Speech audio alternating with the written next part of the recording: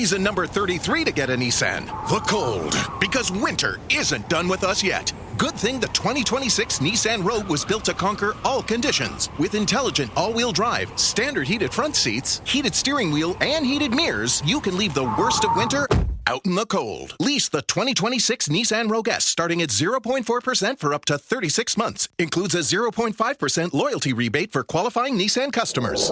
Until March 2nd on approved credit. Conditions apply. Details at Nissan. Robin Flynn filling in for Elias Makos with you until 12 p.m. We will have details on Trudeau's cabinet shuffle coming up in the next hour. Right now, we're talking about Ozempic. In Quebec, the number of Ozempic prescriptions reimbursed by RAMQ has nearly quintupled over the past 4 years, rising from 16,500 in 2020 to over 74,000 in 2024. Ozempic was originally designed to treat type 2 diabetes and has gained popularity because of its weight loss benefits. The introduction of generic versions in 2026 could offer broader access. Is this a good thing? Should more private insurance carriers be covering Ozempic? Dr. Christopher Labos is a cardiologist with a degree in epidemiology, and he joins us now. Good morning, Dr. Labos. Hello. So this is a very hot issue, right? Because a lot of people say, no, Ozempic should not be covered. Too bad, so sad. You got yourself fat. You should suffer the consequences of that. Yes. To which I say, there's a lot of prejudice at play there. Now, I know personally what this is like because I'm on Ozempic. I've been taking it for 4 months because I have polycystic ovarian syndrome, which I'm sure, as you know, mimics a lot of the same symptoms of diabetes. You deal with insulin resistance. And, I consider myself not super active. I'm not running marathons, but I walk the dog and stuff, and I take my kid to the park, and I have a toddler, which automatically makes me somewhat active. And I eat, good home cooked meals, occasionally take out. I think I have normal eating habits, but I'm overweight. And ever since I started taking Ozempic, my PCOS symptoms have almost disappeared, and I lost 40 pounds, which is crazy.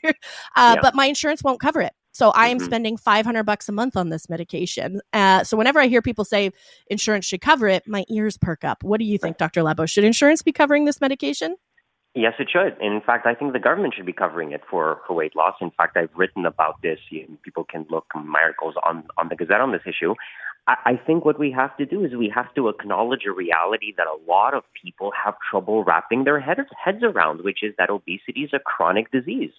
And I know we don't like to think about it that way, and there's a lot of sort of bias and stigma that goes into it. But, if losing weight was easy, people would do it. And sure, many people, have bad diets, or maybe they don't exercise as much as they should. But a lot of those issues are being driven by very complex socioeconomic and political factors that are largely outside of our control. Nobody chooses to have obesity. It is something that happens to you in the same way that nobody chooses to get cancer, right? So we shouldn't be blaming patients for a disease that has affected them. And the only reason why we didn't treat obesity as a chronic disease before is because we really didn't have any medications that work. All the weight loss stuff that you would see advertised prior to 4 years ago was frankly ineffective, which is why we never had to grapple with this issue. The reason why Ozempic has exploded the way it has is because it's the first medication that actually can deliver reliable and impressive results, and that's why it's exploded in popularity the way that it has. What I find interesting, Dr. Labos, is when my insurance said they wouldn't cover it, they said it was because it was being prescribed off-label, meaning not for its original intended purpose for diabetes. But 5 years ago when my husband and I were doing infertility treatment, one of the medications I was prescribed to try to stimulate ovulation was Femara, which is a breast cancer drug. I was prescribed it off-label to try to induce ovulation, but my insurance covered that. So I feel like there's a bit of a double standard there, deciding what's okay to be prescribed off-label versus what isn't. Is that something that you notice as well?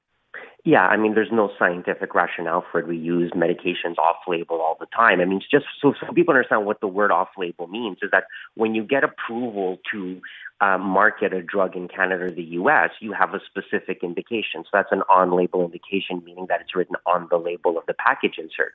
But with time, we eventually learn that you can use the same medication for multiple different things. And so the manufacturers of medication do not always go back to Health Canada to get new diseases added to their label. At a certain point, the scientific consensus just accepts it as a valid treatment, and that's called off-label.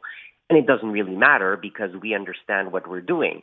It's just that now a lot of times insurance companies will use that as a potential justification for not covering something. And, you know, it's being done for financial reasons, obviously, because these medications are expensive. But you know, it's more expensive to leave these diseases untreated because obesity does lead to high blood pressure, diabetes, and a host of medical problems down the road.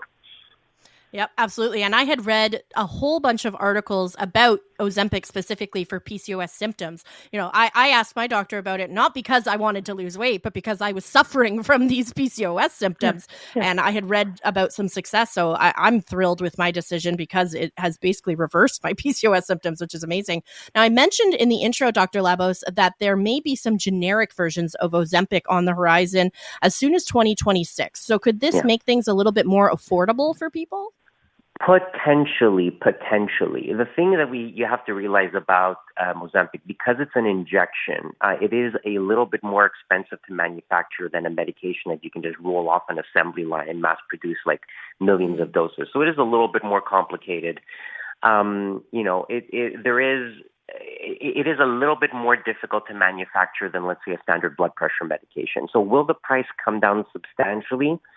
Hard to say. I don't think it's going to come down all that much, to be honest with you. But I think we have to realize is that there's going to be a lot more research in this field. There's actually a lot of medications in the same drug class that are going to be coming out in the next few years, and even medications that might have dual functions that'll be even more effective than Ozempic. So I think there's a lot more to come in this class. The issue of price is going to be a limiting one, and I think it's something governments don't want to have to deal with because I think they are looking at this and they're realizing that these medications do work.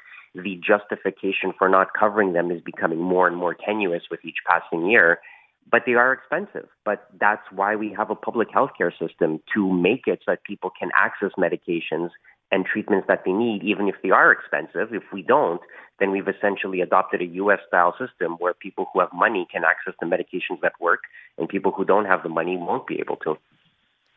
Dr. Christopher Labos, before I let you go, we have about a minute left here. Earlier in the show, we were talking about masking in public when you're sick. Now, this is something that I still do. I've had a cold all week, and on the rare occasion where I was forced to leave my house to go to the pharmacy or something, I put on a mask because I care about the people around me and I want to protect people.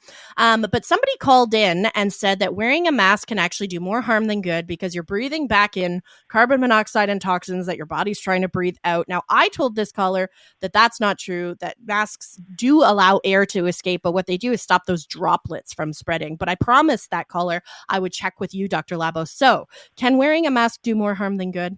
No, in fact, what you said is absolutely correct. You're not going to be rebreathing in carbon dioxide, carbon monoxide from a mask. That is going to be able to get its way out. You're actually stopping the virus particles through droplets, as you said, and it's actually the electrostatic force of the mask that's basically filtering them out.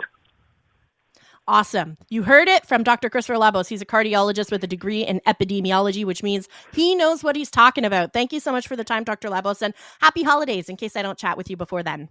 Happy holidays to you too.